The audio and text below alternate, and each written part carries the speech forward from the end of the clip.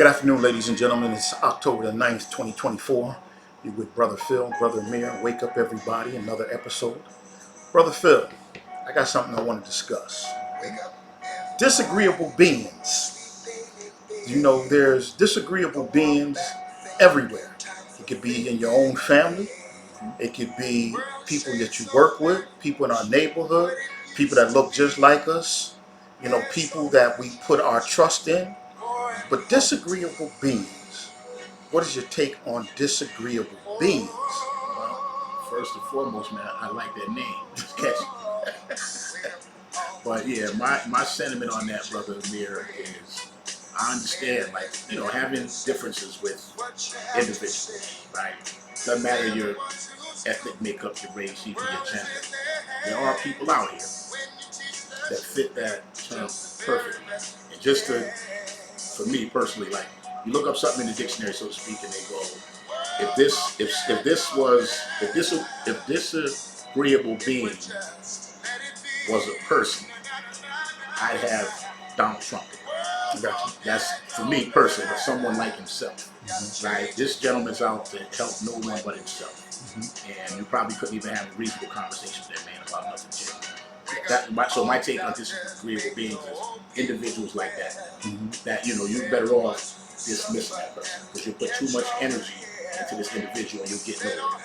Yeah, I think it's a lot of wasted energy at this stage of our lives, right? At the end of the day, it could be a family member. You know, there's nothing wrong with having differences. That's what we're supposed to have. You know, no two individuals, whether it's a brother, sister, brother, father, mother, sister, it doesn't make a difference who you are.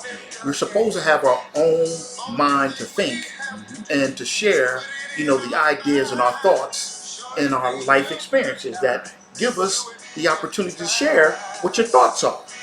But when I find so many of us are in this disagreeable state of mind just because they can't validate, but they can always go back to, I heard, my man, or this young lady. No valid information on where they come up with this information, but they want to be the center of conversation. And I get it. We all want to be at the podium. We all want to get our 5 minutes to shine, right? At the end of the day, whether it's in our own household or, out and about and want to travel. But it just seems as though it's become very prevalent more and more today that we will throw all of us underneath the bus, right? Anyone that don't look like us gets a pass, or they validate their reason for not, reaching their full potential or their trustworthiness or what we expect them to do, right? But with us, it's like you're one and done. You can't make a mistake. Your apology is not accepted. What I'm telling you has to be the gospel. It's 100% truthful. But their validation has no basis or no meaning behind it. Most of us don't read, let's be honest. Most of us don't travel. We're getting all our information basically off of social media and third-party information. It could be our health. It could be our economics. It could be our culture. It could be our friendships, and it could be our families. All right? That's what I see. And I just remember a long time ago when I was younger, I met this gentleman, and he said, as you get older, your life is like a pyramid. Just think about a pyramid. And he showed me with his hands. He said, when you're young, at the bottom of that pyramid, you got all these friends, all these people that come at you, and you just living life, like it's no tomorrow. And then as you get older, you get wiser. Your friendships become smaller and smaller. And then if you decide to move away from your home, if you decide to take a different approach, you start reading, you start traveling, you start listening. Now when you get with your older friends or the people you grew up with, you tend to see that you have nothing in common with these people.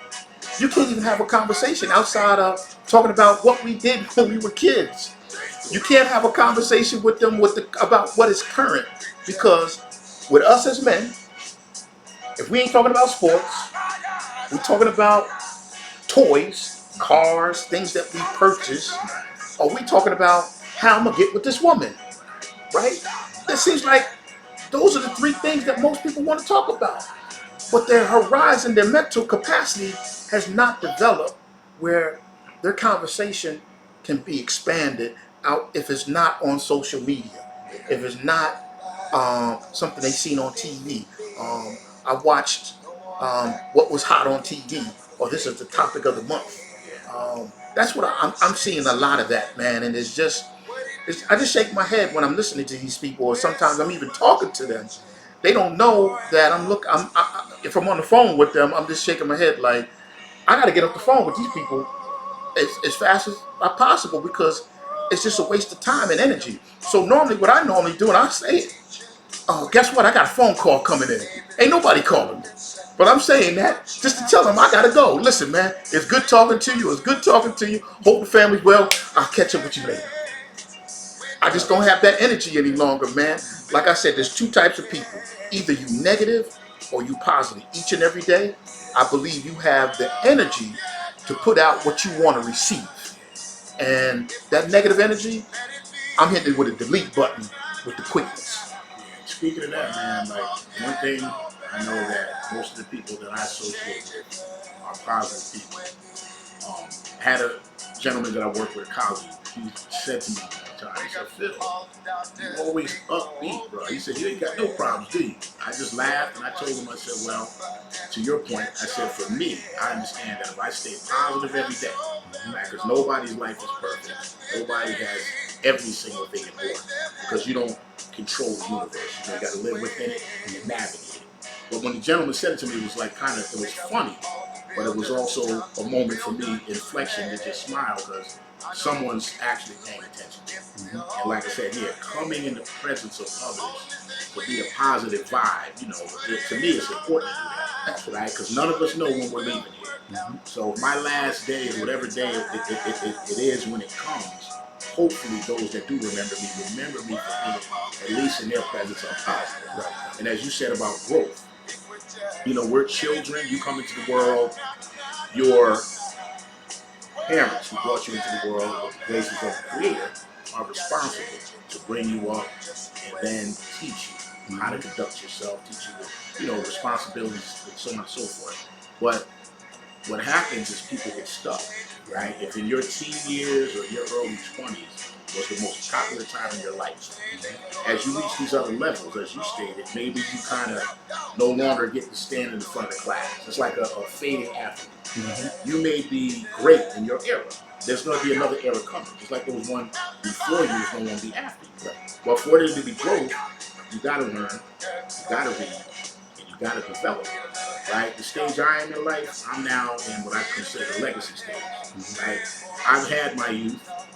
I got married, had children, raised 3 sons. They're doing what they need to do in life. I'm now a granddad.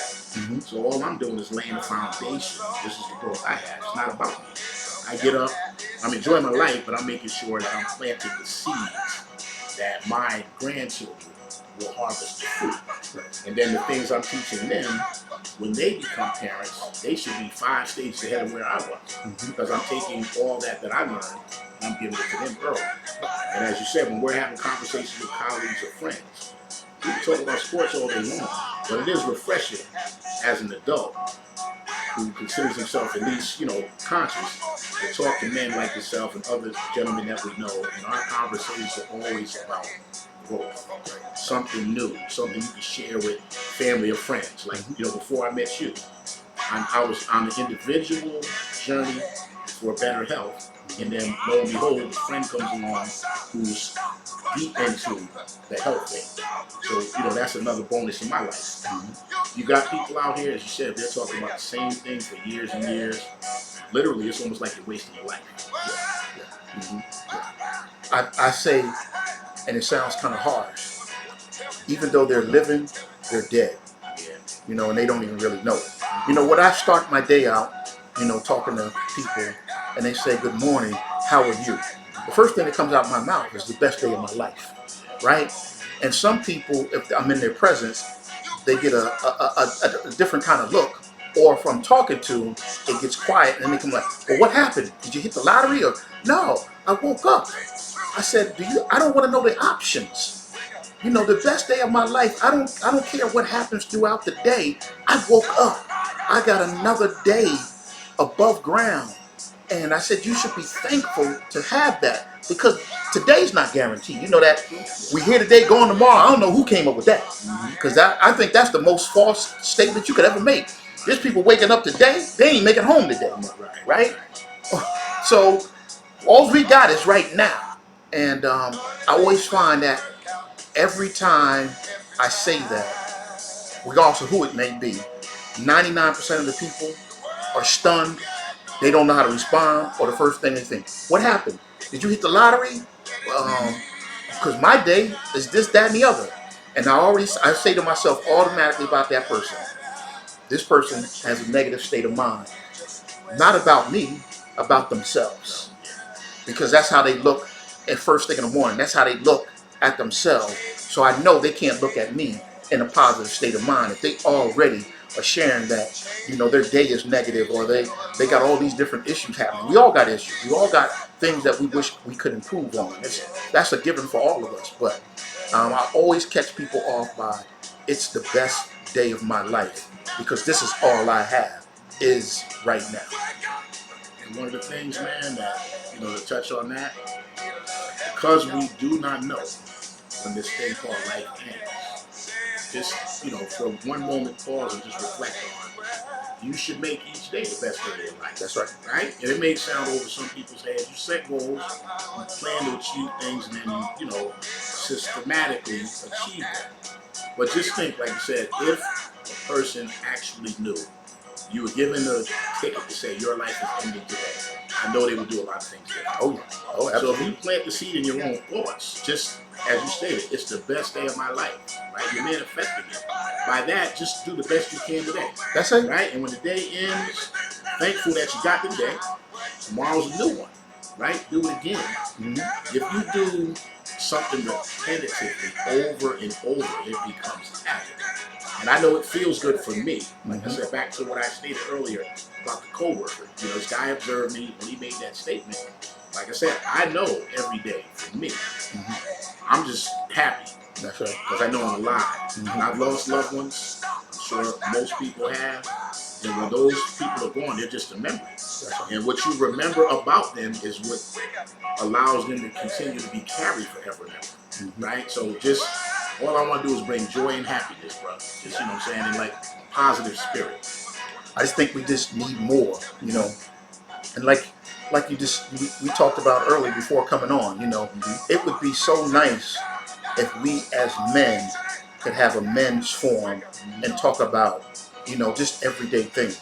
You know, like I shared with you, I received a couple phone calls last week from a couple brothers that we used to be on that call from brothers from Connecticut when I was doing the, you know, once a week, let them know about different herbs, you know, herbs for the week that didn't have any response. It was just a blank conversation, me talking to myself. But now these brothers are now reaching out to me, and it would be great if we as black men could set aside our pride and just say, wait a minute, let me eat some humble pie.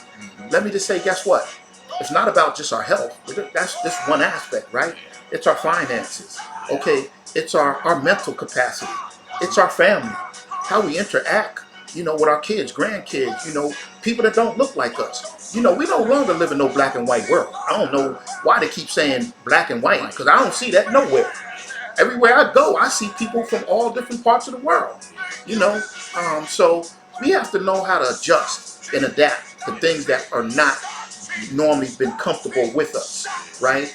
Outside of work, you know, because when you're working, you gotta work with whoever you're working with, you know. But we can learn from so many other people and other people's experiences. Not to say that guess what, they're right and you're wrong, but just to have an open mindset that that's what, at the end of the day, you're from the human family.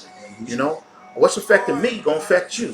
What makes me happy may bring you sadness. I don't know that, but we should be able to have conversations more, okay, that are there's non-biased conversations.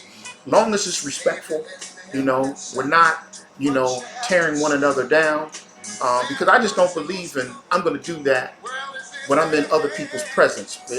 I could see one of us not doing the right thing, but I'm not going to do that in front of anybody that don't look like me. I may say, Brother Phil, listen, what you did, you might want to rewind and check that thing out because it didn't look good. And I hope you would do the same with me. You know what I mean? But if we check somebody that we know or we care about, it's like a death sentence, man. You know what I mean? It's like, who are you? I thought we was boys, or man, you thinking you this and you thinking you that. I'm like, no, I just want you to know that you could do better, or maybe you didn't realize that was a hiccup you had in that particular episode. Um, but we got to do better, man, because we're losing too many young brothers. I mean, just think about in the last week, there's so many brothers dropping like every day, like boom, boom, boom, whether they were young, older. It's it seems sometimes for a lot of us that when is it going to be our time? You know what I mean? Well, we gotta, to the point you made about having forums, right? With all this social media available to us, we're same generation. Just think, when we were in our 20s, we didn't have social media. So your circle was literally who was in your immediate vicinity. Right? You couldn't reach out to brothers in Chicago unless you had family out there. You couldn't reach out to brothers in LA unless you had family.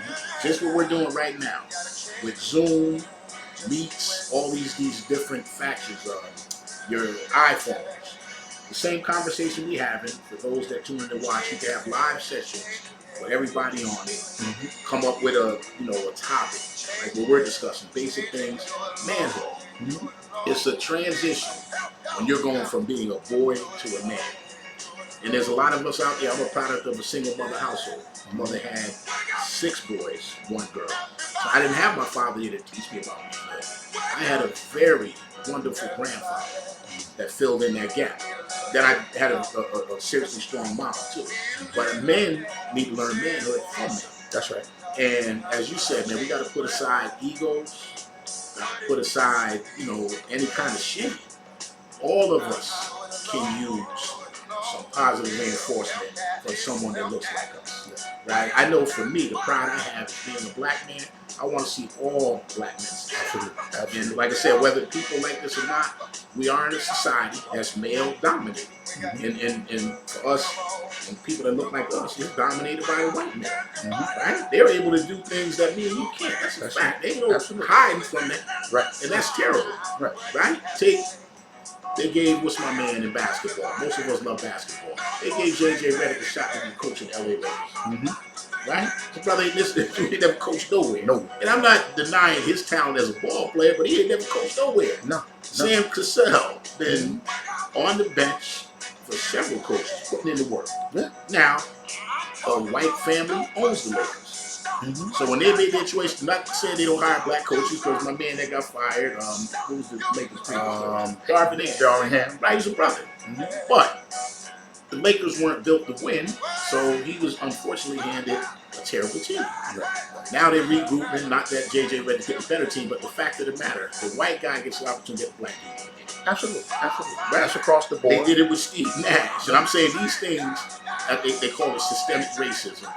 It's been going on since the beginning of this country. It's going to continue. So we have to devise things that put us first. There's nothing wrong with being first. Right? I take pride in the fact that I'm a father of 3 men now. And I've got 5 grandsons. I do. Sitting in the chair, I got those 8 men. 3 men, 5 young men that will be men. I'm at the top of that pyramid. I have to show a solid foundation. That's in me. So how I carry myself, how I operate in public, and everything I do, it shines a light on them.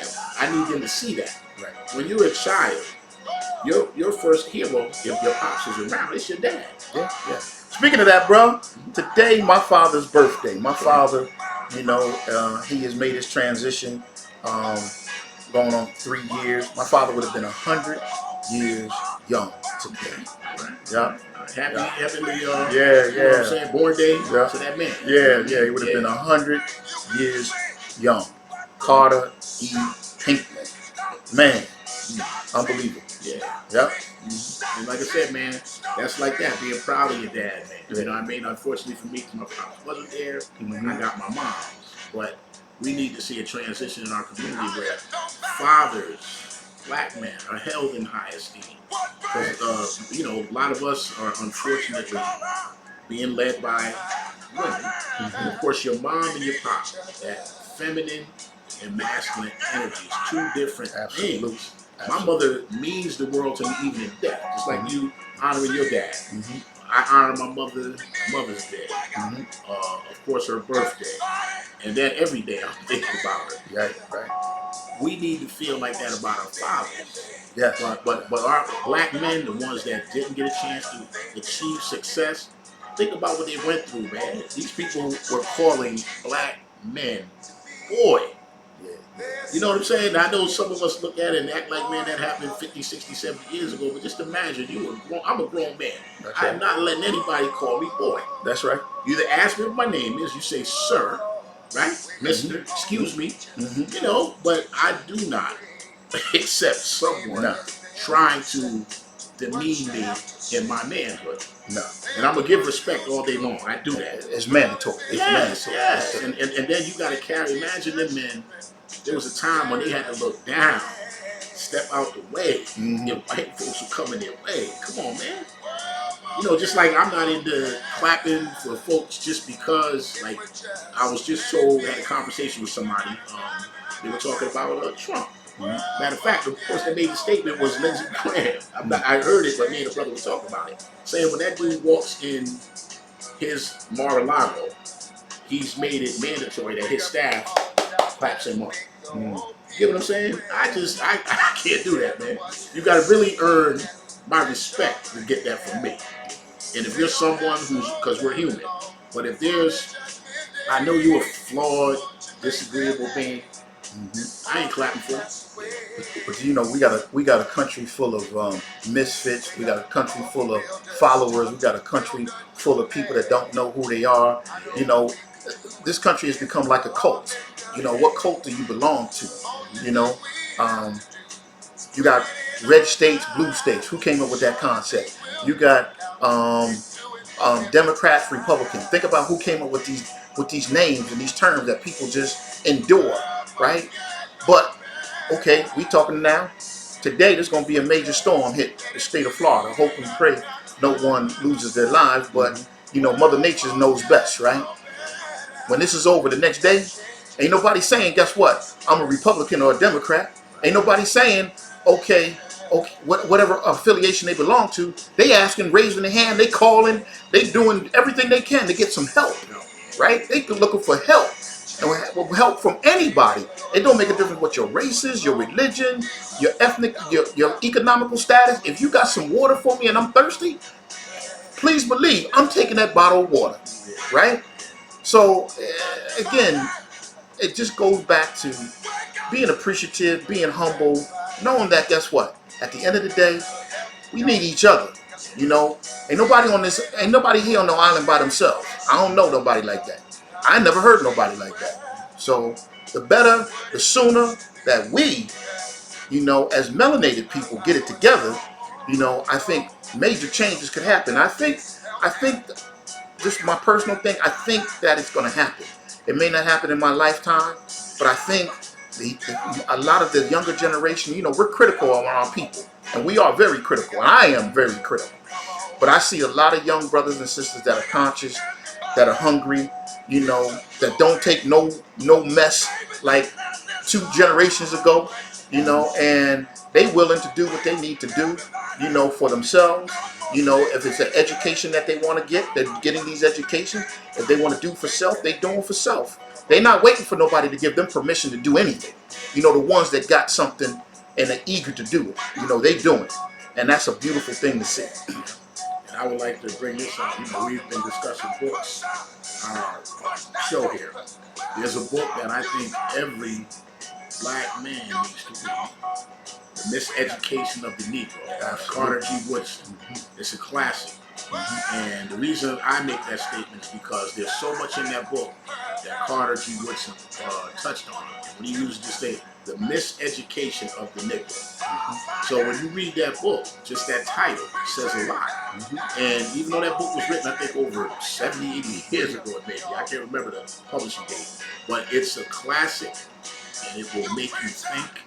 And then it also shows you from his perspective way back when how they were treating us. And there's a thing out here to this day where they like to keep us in our place. I can't remember the quote off the top of my head. I will the next time we come on to do a show. I just like it's a famous quote that he made in that book about how they conditioned us to the point where they tell you to stand in this place and not move. They've conditioned some black men to stay there. That's right. Don't move. We got you. We're gonna take care of you. Versus you and I and anybody out there has to become a critical thinker. You learn. You said it earlier. It's okay to disagree if we're debating something of value, right? Because there may be something I didn't catch that you did. You bring your perspective and like, oh man, I never thought of that, right? So we should be constantly building. This particular country for us has never, and we got an election coming up in less than 20, 30 days. Could someone tell me what's on the agenda for the black community? Other than there's a black woman or Indian black woman on the ticket, but what's on there that's going to benefit us for the future? None. To be honest with you, we're in our 60s. I mean, has there ever been one? No, and that's I ain't never seen one. I ain't never heard of one. I ain't never heard nobody talk about one, regardless of what party affiliation was in the Oval Office. So again, like we said last week, these other groups of people can't be mad at them. Because guess what? Their agenda is their agenda to move their race forward. They're not waiting on nobody. They're not begging, creeping, crying, and marching and screaming and hollering. They got a game plan. And their game plan is about their race. It's about their culture, moving it forward, and bringing their finances together, bringing their ideas together, and moving things forward. We got too many different ideas. We got too many different agendas, and we can't move them forward. We've been singing the same song before I was born. Let me make a point here, right? So you and I, East Coast brothers, growing up in the Northeast, I remember when hip hop music was brand spanking new. Wasn't even on wax, as they say, and wasn't on the radio or anything yet. Matter of fact, when they did play it on the radio, they had to do it at midnight. You know what I mean? So here we are. We birthed a whole genre that's now worth multi-billions, right? And we still aren't at the head of that, right? And we're not talking slavery. We're talking Jim Crow. In our lifetime. That's what I'm getting at. In our lifetime. Multi-billion-dollar industry that we don't sit at the top. Yeah. Birthed. Just think about when you watch. Yeah. Just think about when we watch TV. Yeah. However long you watch TV. If you're watching it at lunchtime, you're watching it at after work. You're watching it on the weekends. Yeah. Every commercial has some genre of black music. Yeah. Black music. Yeah. And like you said, are we making those decisions on what music is being played? How are we going to get compensated for them playing our music? Nah.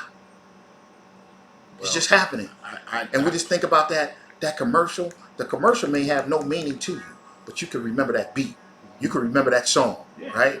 Bring back memory. Oh man, I remember that, man. Yeah, that was nice. Yeah. And let me give something too, where when we're talking about building wealth, when we're talking about generational wealth. So I just need you to picture, imagine this. In the 1970s when hip hop began. So those founders, those young brothers and sisters that were out there, of course, in 1972, they didn't see 50 years ahead. They were just enjoying themselves. But one thing that other cultures do, they actually think about what they're doing and then they forward think. That's right. So, okay, the music industry was already out there. So even if you created a new genre, you should have been thinking publishing, owning your masters. You hear a lot about that now. And taking our sweet time, because this thing is built into a massive money maker. Globally. There you go. That's in the man globally. You're right. In all these other countries. So just think, if our folks had sat down took the creative control, wrote up the contracts, and just birthed that thing and did it business-wise. Imagine where we'd be as a community today. And to your point, Brother Phil, you remember you say this all the time.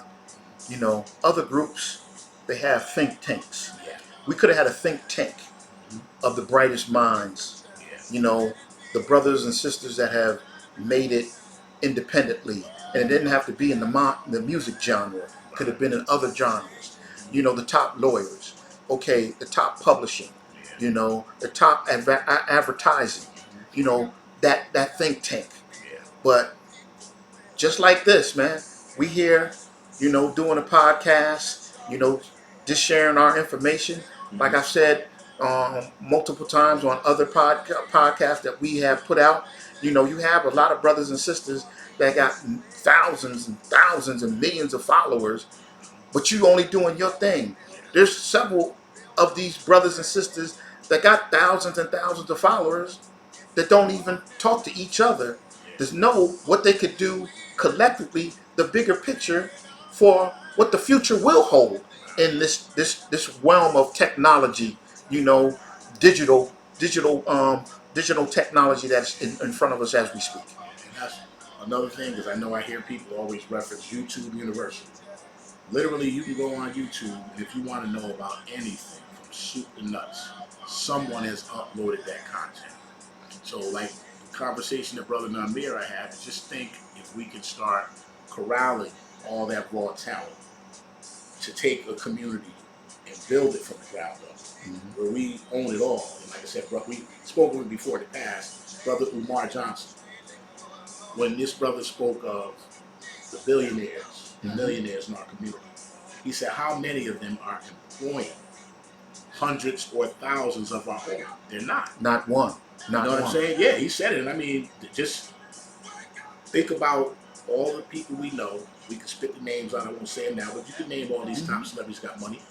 How many of them have some type of industry, even if it's an industry they're in, where they're employing either hundreds or thousands? None. That's the sad part about it. Because when he broke it down, you know, and then I just looked them up. Like, they all own multiple homes, multiple cars. Some have Lear jets, millions and millions of dollars of jewelry, and they're at major events that's globally televised. Other than that, like you said, none of them house or employ 200 employees. None of them have any type of industry that's outside of what they're in, that's really generating, you know, incoming revenue that's lasting. Like a couple brothers may have franchises, but it's not their franchise. They had to purchase somebody else's franchise. You have to pay the royalty fees every single month, every single quarter, every single year. So it's not you can come up with this idea. It's somebody else's idea that you bought into, that they will continue to receive royalties from you as long as you have that name or that brand that you are marketing to the general public.